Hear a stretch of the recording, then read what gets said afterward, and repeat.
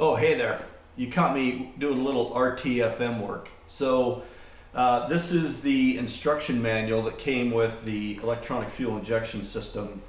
So, I've got a little reading to do and kind of looking at all the wiring diagrams and all that. So, I think I mentioned last time around, now that I've got the engine sitting in the frame for real here, it's time to get started on getting the fuel system laid out. So, I've got all those fuel system parts, the pump, the filters, all that stuff in a box over there. I'm going to pull it all out, lay it out, plan it out, and then start to get that in place before I put everything back. Now the issue with this process is I've got the Jeep kind of at a 45-degree angle in the middle of the garage here. I'm taking up both sides.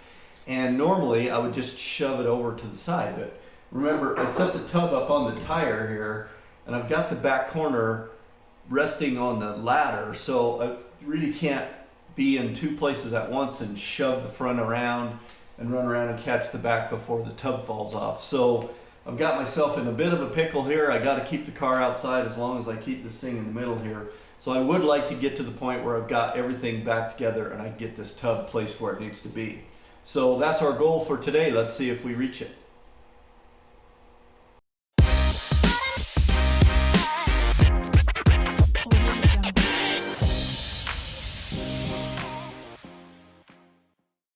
All right, well, I can't say I'm exceptionally proud of this setup right now, but here's what I've got. I got a 4x4 under the front of that Jeep tub, was sitting on two 2x4s to get the 4x4 up high enough to clear the tires in the frame. And if we spin around to the back side here, I got a strap around the tub, and I got the tub, the back end of it, hanging off of the engine hoist. So I'm not going to be working under this thing at all, and I think it's okay. Doesn't seem to be going anywhere. But now I have a pretty clear shot to get my breather hole drilled, and I've got a nice easy place to work on my electrical system. And no Jeep tubs were harmed in the filming of this, I think. So off we go. I ran out of gear lube. I'm just letting this one drip down in there, but I did not fill the transmission yet. It's got, a quart in it, but I need more, and I haven't even started on the transfer case yet, and I'll need some for that rear diff. So another trip to the auto parts store is in order to get some more gear lube, but here we are. All things suspended way up in the sky again. I've had this tub up like this once before, but it was on that wooden frame, so I had to kind of keep my ladders far enough apart for the wheels to run between them. And I'm almost into the corner of the garage up here, so I can't go forward much further, but I think I can at least work on it a little bit now and get some stuff done, and then push the frame back underneath the thing, set her back down. So famous last words, right? That didn't go so bad. We'll see.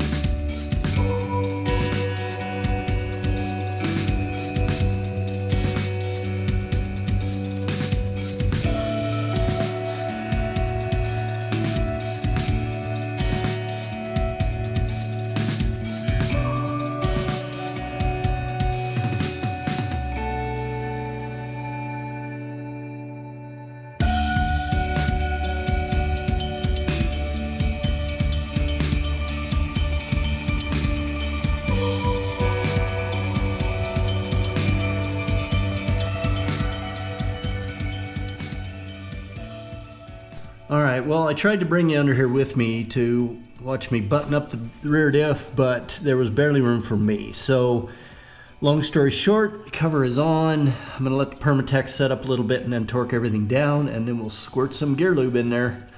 So the rear diff is buttoned back up, ready for spinning. All right, well, I opened up my FitTech fuel injection pump, and here's what we've got. So we've got instructions. Looks fairly straightforward, easy to follow. We've got the pump itself and the electrical connectors for it with covers, so that's nice. These look like these are supposed to go kind of behind your bracket here. I would assume to kind of stop vibration and so forth. So this is the bracket for the pump and a little thinner version of it there. And then we got a 10 micron filter and a 100 micron filter. So I'm assuming that the 10 is probably the pre-filter, the 100 is the after filter. And then just all kinds of fittings and another clamp here for hoses.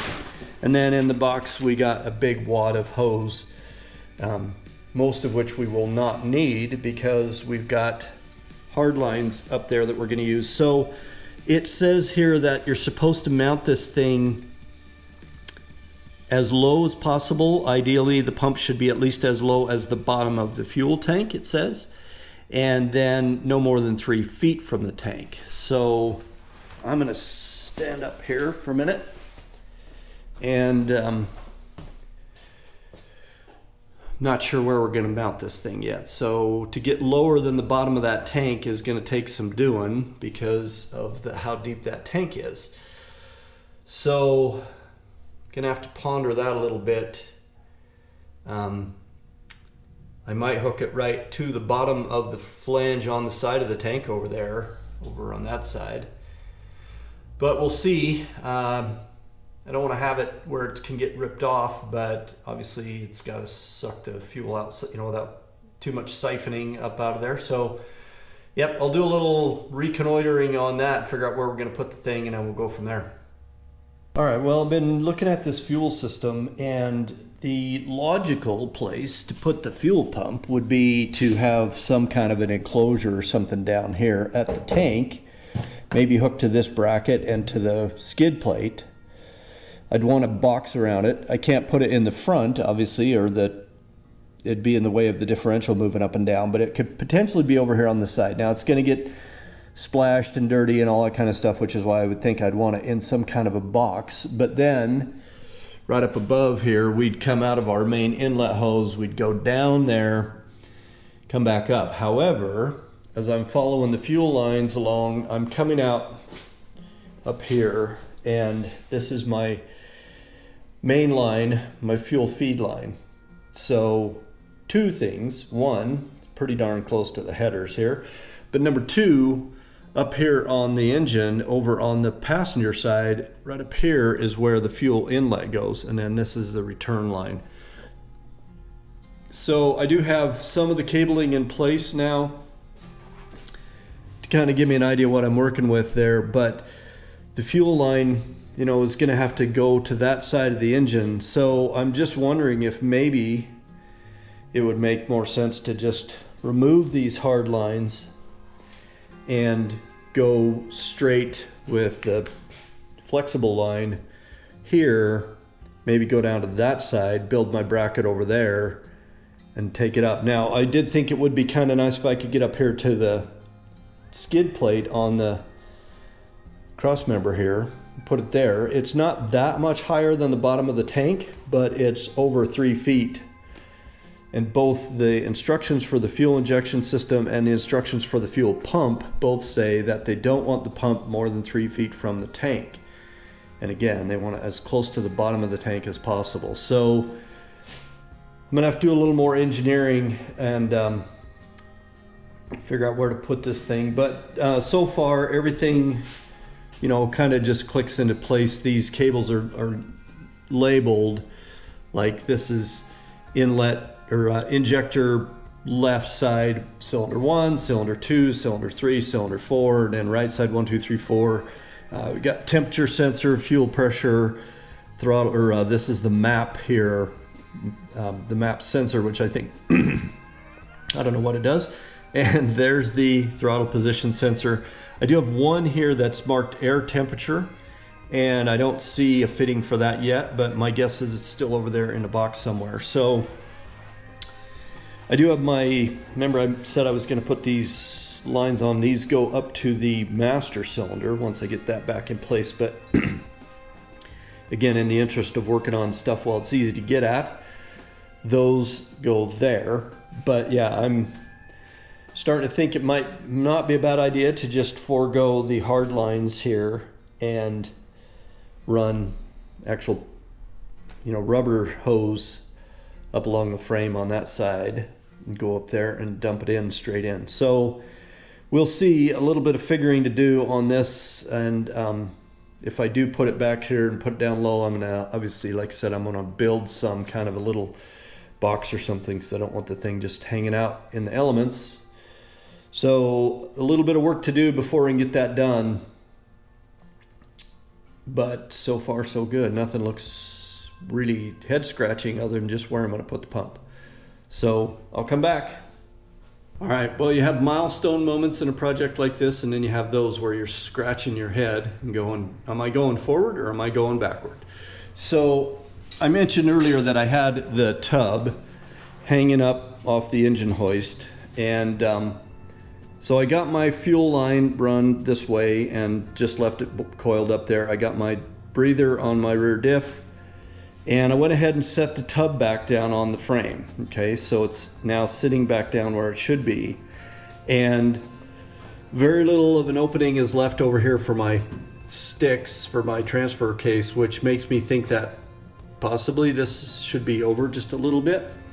And other than that, things are quite okay, except this header over here is touching or nearly touching the tub underneath there. So not sure what we're going to do about that just yet. It seems like maybe what had been done in the past was, I know there was a bunch of washers under the transfer case cross member there to, drop the back of the engine down a little bit. So a little studying yet to do, but at least it's at the point again where I can move it around in the garage here without taking up the whole garage. So I'm gonna spend a little time here sorting things out and getting things put back where they go in my carefully orchestrated pile of parts so that I can get the car back in here, and that's probably where I'm gonna leave it for today. And I'm gonna do a little research on clearances and tolerances and see what I can do. So lots of thinking and head scratching, not much to be seen, but I'll bring you along when I make any major changes or decisions or whatever. So for right now, I'm going to leave it here.